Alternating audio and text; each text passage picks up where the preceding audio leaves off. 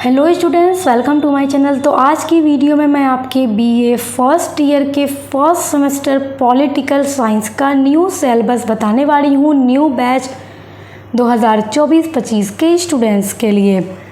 तो देखिए स्टूडेंट्स, यहाँ पर आपसे कुछ कहना चाहूँगी। आप लोगों ने इंटर का एग्ज़ाम पास कर लिया और अब आप लोग आ चुके हैं अपने बीए के फर्स्ट सेमेस्टर में। तो मैं आपको ये बता देती हूँ कि 3 साल के आपका जो बीए है वो सेमेस्टर वाइज हो चुका है। 1 साल में आपके 2 सेमेस्टर होंगे। तो फर्स्ट सेमेस्टर, सेकेंड सेमेस्टर में आपका 1 ईयर कंप्लीट होगा। सेकेंड ईयर में जब आप जाएंगे तो आपका third semester and fourth semester complete होगा। जब थर्ड ईयर में आप जाएंगे तो आपका 5th semester and 6th semester complete होगा। तो इससे आप लोग कंफ्यूज मत रहिएगा, चीज़ों को समझ लीजिए। और आप अगर अच्छे से समझना चाहते हैं तो मैंने बीए कितने साल का है इस पर वीडियो बनाई है, लिंक आपको इसी वीडियो के डिस्क्रिप्शन बॉक्स में दे दूँगी। तो आप अच्छे से उसको देख लीजिएगा, क्योंकि बहुत सारे बच्चों को कंफ्यूज रहता है बीए 3 साल का है या 4 साल का। वैसे तो आपका बीए 3 साल में कंप्लीट हो जाता है और चौथा जो साल है उसके ऊपर वीडियो मैंने बना दी है, आप लोग देख लीजिएगा अगर जानना आप चाहते हैं, आप जानने के इच्छुक हैं तो जैसा कि सक्सेस मास्टर पॉइंट पे आप लोग आ चुके हैं और आप लोग देखेंगे बीए फर्स्ट ईयर के फर्स्ट सेमेस्टर पॉलिटिकल साइंस, जिसको कहते हैं राजनीति शास्त्र का सिलेबस नवीनतम पाठ्यक्रम के अनुसार 2020 NEP 2020 यानी 2020 के अकॉर्डिंग जो आपका नया सिलेबस है, क्योंकि 2020 से सब कुछ आपको पता ही है कि चेंज हो चुका है। तो भारतीय राष्ट्रीय आंदोलन एवं भारत का संविधान पॉलिटिकल साइंस के अंदर जो आपका पेपर का नाम होगा फर्स्ट सेमेस्टर में वो होगा भारतीय राष्ट्रीय आंदोलन। राष्ट्रीय आंदोलन भारत को आज़ाद कराने के लिए अंग्रेज़ों की गुलामी से जितने भी आंदोलन किए गए राष्ट्रीय आंदोलन थे। तो कब से शुरू हुआ? 1857 का विद्रोह आप जानते हैं, कहीं ना कहीं उसे पहला राष्ट्रीय आंदोलन भी कहा जाता है। तो आपको सारी चीज़ें पढ़ाऊंगी, परेशान होने की ज़रूरत नहीं है। एवं भारत का संविधान, जब हमारा देश आज़ाद हुआ किस तरह हमारा संविधान बना, संविधान सभा पहले बनी, फिर संविधान बना, लागू हुआ 26 जनवरी 1950 को, जिसे हम प्रतिवर्ष गणतंत्र दिवस के रूप में मनाते हैं, रिपब्लिक डे के रूप में मनाते हैं। उस दिन की बात ही अलग है। 15 अगस्त और 26 जनवरी इस दिन की तो बात ही अलग है। ऐसी फीलिंग आती है कि आपको क्या बताऊं, आपको भी आती होगी, जाहिर है हर इंडियन को आती होगी यार। गर्व की बात है, हम भारतीय हैं, हम इंडियन हैं। तो हम चलिए देखते हैं आपका सिलेबस। आपको ये बता दूं कि आप पॉलिटिकल साइंस के अलावा Hindi, English, sociology, political science, history, ancient history, Hindi, geography, कोई भी सब्जेक्ट ले रखे हों अपने बीए फर्स्ट ईयर के फर्स्ट सेमेस्टर में और आगे किसी भी सेमेस्टर में जब आप जाएंगे तो आपको यहाँ पर मेरे चैनल सक्सेस मास्टर पॉइंट पर पूरा बैच कराया जाता है। न्यू बैच हर सब्जेक्ट का कंप्लीट करा के एग्ज़ाम की तैयारी के लिए मॉडल पेपर प्रोवाइड किए जाते हैं। तो आप चैनल के साथ जुड़े रहिए, अच्छे से पढ़ाई करते रहिए। आप चाहते हैं बीए का 3 साल बिना बुक सीरीज़ लिए अच्छे से चला जाए तो आपको इस चैनल पे बने रहना होगा, क्योंकि जिनके पास बुक नहीं है, सीरीज़ नहीं है, उनके लिए भी मैं ऐसे वीडियोस अपलोड करती हूँ पूरे नोट्स के साथ और साथ ही साथ क्वेश्चन आंसर की वीडियो, मॉडल पेपर की वीडियो, सब कुछ प्रोवाइड करा देती हूँ, पूरा नोट्स दे देती हूँ कि आप एग्ज़ाम में बहुत अच्छा मार्क्स ले आएंगे। हमारे बच्चे पढ़ के जाते हैं यहाँ से, बहुत अच्छा मार्क्स ले आते हैं। आप भी पढ़िए। चलिए देख लेते हैं। 8 यूनिट होंगी आपके हर सब्जेक्ट के सिलेबस में, 1 से लेकर 8 तक की यूनिट्स।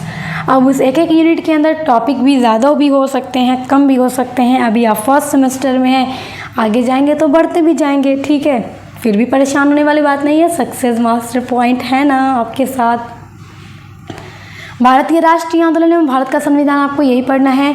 तो यूनिट नंबर 1 में आपको पढ़ना है भारतीय राष्ट्रीय आंदोलन का जन्म, वृद्धि और राजनीतिक प्रवृत्ति। कब से शुरू हुआ भारतीय राष्ट्रीय आंदोलन?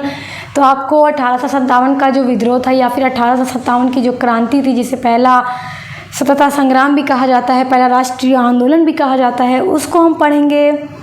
तो वह सारी चीज़ें यहाँ पे हम देखेंगे किस तरह से हुआ, कैसे हुआ।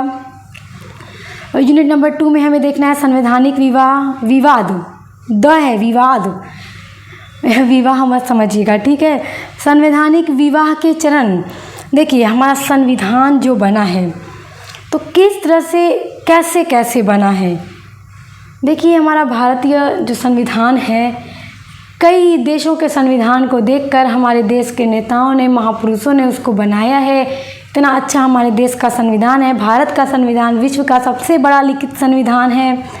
अच्छा, विश्व का पहला लिखित संविधान याद रखिएगा अमेरिका का संविधान है। उसी ने विश्व को लिखित संविधान दिया है। किसने? अमेरिका ने। चलिए, दूसरा है संविधान सभा का निर्माण। This is very important topic. संविधान सभा कैसे बनी? क्योंकि देखिए, पहले संविधान सभा बनी, तब जाकर संविधान बना। संविधान सभा ने ही संविधान बनाया हमारा। तीसरा है भारतीय संविधान का दर्शन। मतलब कि भारतीय संविधान के बारे में आपको देखना है कि कैसे कैसे किन चीज़ों का इसमें पूरा प्रावधान है। उसके बाद है नागरिकता। भारतीय नागरिकता के बारे में आपको पढ़ना है। यूनिट नंबर 3 देखते हैं। यूनिट नंबर 3 है मौलिक अधिकार। देखिए, मौलिक अधिकार हैं हमारे भारतीय संविधान में, हम नागरिकों को दिए गए हैं। मौलिक कर्तव्य है, कुछ अधिकार ऐसे हैं जो भारतीय नागरिकों को दिए गए हैं। सभी के अधिकार समान है, चाहे वो किसी धर्म का हो, किसी भी जात का हो, इससे फ़र्क नहीं पड़ता। हमारा भारत एक ऐसा देश है जहाँ पे हर तरह के धर्म के लोग रहते हैं, हर तरह की जाति के लोग रहते हैं और बहुत मिल कर रहते हैं, बहुत अच्छे से प्यार से रहते हैं। भाईचारा बना है हमारे देश में, बहुत अच्छे लोग हैं यहाँ के। मौलिक कर्तव्य जो है जिसे करना हर भारतीय का कर्तव्य है, इसके बारे में हमें पढ़ना है। और राज्य के नीति निर्देशक जो सिद्धांत हैं, इसके बारे में पढ़ना है। परीक्षा में सब कुछ पूछा जाएगा, हर जगह से आपका प्रश्न आएगा। 8 यूनिट के हर टॉपिक से प्रश्न बन जाता है आपका। तो आपको मैं एक एक चीज़ को ऐसे समझा दूंगी कि चुटकी में आपको याद हो जाएगा। यूनिट नंबर 4 देखिए। यूनिट नंबर 4 है मौलिक अधिकारों और राज्य के नीति निर्देशक सिद्धांतों के बीच संघर्ष का जो इतिहास रहा, उसके बारे में देखना है।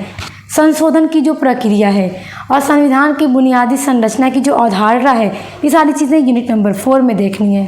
देखिए, ये वाली यूनिट आपकी बहुत सिंपल है। फिर ये यूनिट नंबर 4 है आपका। देखिए, आगे भी बड़ा सिंपल है, बस सारी चीज़ों के बारे में आपको पढ़ते जाना है। यूनिट नंबर 5 संघ, कार्यपालिका एवं विधायिका। कार्यपालिका जो है, जो विधायिका है, उनके बारे में आपको पढ़ना है। देखिए, आपको राष्ट्रपति के बारे में पढ़ना है। राष्ट्रपति का चयन कैसे होता है, राष्ट्रपति की योग्यता कितनी होनी चाहिए, कैसी होनी चाहिए। देखिए, सबसे पहला तो वो भारत का नागरिक होना चाहिए, तभी बन सकता है राष्ट्रपति, वरना नहीं। सबसे पहले आप ये याद रखिएगा। मंत्रिपरिषद क्या होता है, किस तरह से बनता है, किन मंत्रियों से मिलकर बनता है, सारी चीज़ें आपको पढ़ा दूंगी। इतने अच्छे से पढ़ाऊंगी, नोट्स भी दे दूंगी, जो एग्ज़ाम में आप बच जाइए, लिख कर चले आइए। प्रधानमंत्री। भारत में प्रधानमंत्री की शक्ति सबसे सर्वोच्च होती है, क्योंकि देश को चलाने का जो पूरा काम होता है वो प्रधानमंत्री जी का होता है। ठीक है। लोकसभा के बारे में पढ़ना है। लोकसभा क्या है, राज्यसभा क्या है, अध्यक्ष क्या है, इन सभी के बारे में। यूनिट नंबर 6 है आपका राज्य, कार्यपालिका एवं विधायिका। अच्छा, देखिए, अगर आपको ये चीज़ें देख के लग रही हैं कि बहुत मुश्किल है, तो नहीं स्टूडेंट्स, नहीं मेरे प्यारे बच्चों, बहुत सिंपल है। पिछला बैच भी मैंने बहुत अच्छे से कंप्लीट कराया था बच्चों का, आपका भी कराऊंगी, उससे अच्छा करने का प्रयास करूंगी। देखिए, आपको कार्यपालिका विधायिका में उनकी शक्ति देखनी है, कार्य को देखना है कि क्या कार्य होते हैं, राज्यपाल कैसे बनते हैं, राज्यपाल का क्या कार्य होता है, क्या योग्यताएं होती हैं, और मुख्यमंत्री के बारे में पढ़ना है, और राज्यपाल और मुख्यमंत्री के बीच में कैसे संबंध बनता है, इन सभी चीज़ों के बारे में आपको देखना है। देखिए, मुख्यमंत्री हो या प्रधानमंत्री हो, देखिए जनता इनका निर्वाचन करती है, इलेक्शन होता है, और राज्यपाल या राष्ट्रपति इनको जनता नहीं चुनती। ठीक है, तो ये सारी चीज़ें आपको पढ़ाऊंगी मैं। उसके बाद जो विधानसभा है, विधान परिषद है, ये क्या है, ठीक है, और हमारे भारत में कहाँ विधानसभा, विधान परिषद, ये सारी चीज़ें मैं आपको बताऊंगी। आपको यहाँ परेशान होने की ज़रूरत बिल्कुल भी नहीं है। यूनिट नंबर 7 देखिए, न्यायपालिका के बारे में पढ़ना है। न्यायपालिका का मतलब जो हमारे देश में न्यायालय है, आप लोग जानते हैं कि भारत के हर राज्य का अपना हाई कोर्ट होता है, न्यायालय होता है, और बहुत सारे अभी ऐसे राज्य हैं जहां न्यायालय नहीं है, तो बहुत से राज्य के कॉमन न्यायालय हैं और बहुत से राज्य के अपना अलग अलग न्यायालय हैं। तो वो सारी चीज़ें आपको बताऊंगी। और आप तो ये जानते हैं कि हर राज्य का अपना हाई कोर्ट होने के अलावा भी भारत का एक सुप्रीम कोर्ट होता है, सर्वोच्च न्यायालय होता है, जो कि दिल्ली में स्थित है। ठीक, तो सर्वोच्च न्यायालय यानी सुप्रीम कोर्ट के बारे में। उच्च न्यायालय भारत में किन किन राज्यों का अपना उच्च न्यायालय है। भारत में सबसे पहले हाई कोर्ट कहाँ बना, ये सारी चीज़ें हम देखेंगे। ज़िला न्यायालय, अच्छा देखिए ज़िला न्यायालय भी होता है, कचहरी भी होती है, ये सारी चीज़ें आप जानते हैं होता है। संरचना, उसकी संरचना के बारे में देखेंगे, उसकी शक्ति देखेंगे, सर्वोच्च न्यायालय की क्या शक्ति है, उच्च न्यायालय की क्या शक्ति है, ज़िला न्यायालय की कैसी शक्ति होती है, कितने अंडर तक वो काम कर सकते हैं, ये सारी चीज़ें हम देखेंगे। उसके अलावा देखिए ये सारी चीज़ें हो गई आपके यूनिट नंबर 7 में। अब यहाँ है आपका यूनिट नंबर 8। हाँ देखिए यूनिट नंबर 8 है आपका केंद्र राज्य संबंध। देखिए प्रशासनिक, विधायी और वित्तीय जनजातीय क्षेत्रों के लिए विशेष प्रावधान जो किया गया है वो भी आपको देखना है। चुनाव आयोग की संरचना, शक्ति एवं कार्य, ये है आपका यूनिट नंबर 8। तो 1 से लेकर 8 तक यूनिट्स मैंने आपको बता दी जो कि बहुत ही सिंपल हैं और आपका पूरा अच्छे से 1 से लेकर 8 तक यूनिट्स करा दी जाएंगी। आपको परेशान होने की बिल्कुल भी ज़रूरत नहीं है। बस आप मेरे चैनल सक्सेस, देखिए ऐसे सक्सेस मास्टर पी से पॉइंट, सक्सेस मास्टर पॉइंट के साथ जुड़े रहिए, अच्छे से पढ़ाई करते रहिए। बाकी सब्जेक्ट के लिए भी चैनल पर विजिट कीजिए। Best of luck. अब मिलते हैं नेक्स्ट वीडियो के साथ।